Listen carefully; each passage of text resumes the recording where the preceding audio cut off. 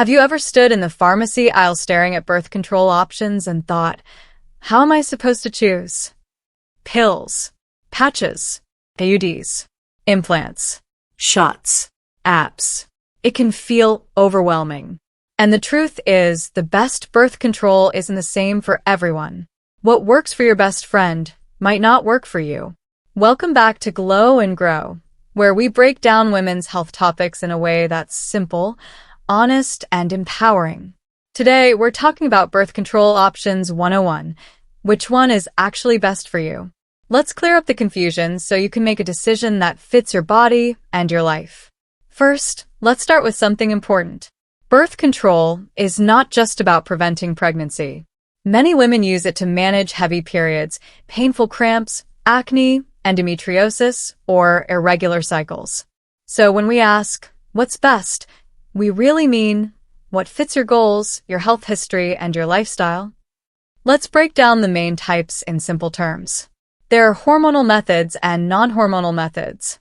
Hormonal methods use synthetic versions of estrogen and/or progesterone.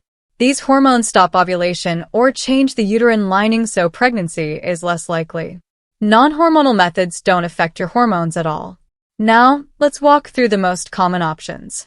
The pill is one of the most popular choices. You take it daily.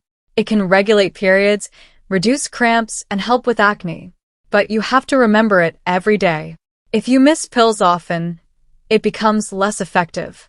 The patch works like the pill but sticks to your skin and is changed weekly. It's convenient for women who don't want a daily reminder. The vaginal ring is placed inside the vagina for 3 weeks at a time. You remove it for 1 week, then insert a new one. It's low maintenance but still hormonal. The shot, also called Depo-Provera, is given every 3 months. No daily or weekly routine. But some women experience weight changes or irregular bleeding. The implant is a tiny rod placed in your arm. It works for up to 3 years. You don't have to think about it at all once it's inserted. IUDs come in 2 types, hormonal and copper. Hormonal IUDs can last 3 to 8 years depending on the type. Copper IUDs are hormone-free and can last up to 10 years. Now pause for a second. Are you looking for something you can set and forget? Or something you can stop quickly if your body doesn't like it? That matters. Let's talk about effectiveness. Long-acting methods like IUDs and implants are over 99% effective. That's because there's no daily habit to forget. Pills, patches, and rings are also very effective when used correctly, but real-life use sometimes lowers that number. What about side effects? Hormonal birth control can cause mood changes, breast tenderness, nausea, or spotting. For some women, it improves acne and cramps. For others, it may increase headaches or affect libido. Every body reacts differently. Non-hormonal options like the copper IUD avoid hormone-related side effects, but they may cause heavier periods, especially at first. Here's something important. If you have a history of migraines with aura, blood clots, or certain medical conditions, some hormonal methods may not be recommended. That's why your health history matters. Let's shift to practical tips. First, think about your lifestyle. Are you organized and consistent? The pill might work. Are you busy and forgetful? A long-acting method could reduce stress. Second, consider your future plans. Do you want kids soon?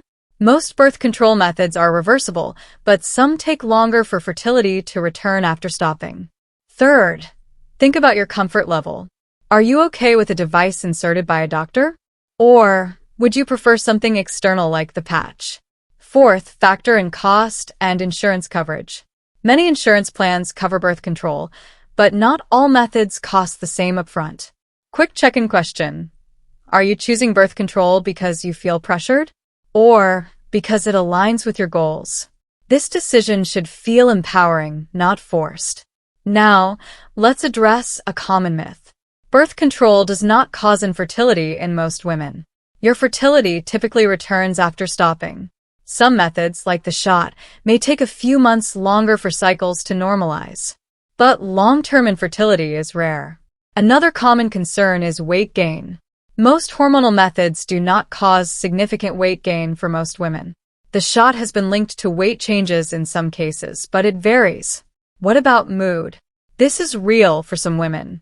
If you have a history of depression or anxiety, talk openly with your provider. There are options with lower hormone doses or non-hormonal alternatives. When should you see a doctor? If you experience severe headaches, chest pain, leg swelling, shortness of breath, or vision changes, seek medical care immediately. These symptoms are rare, but important.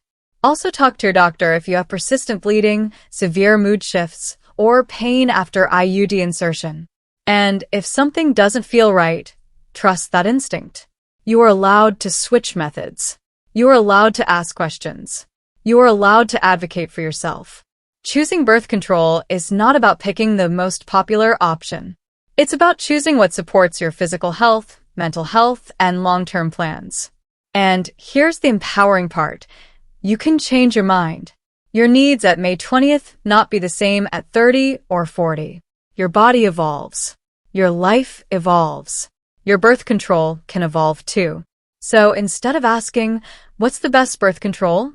Ask, what's best for me right now? That shift changes everything. If this video helped you understand your options more clearly, take a moment to like it. It helps more women find accurate health information. And subscribe so you don't miss future conversations about hormones, cycles, fertility, and overall wellness. Remember, you deserve clear answers and respectful care. This is Glow and Grow, where we believe every woman deserves to glow and grow in her health and confidence.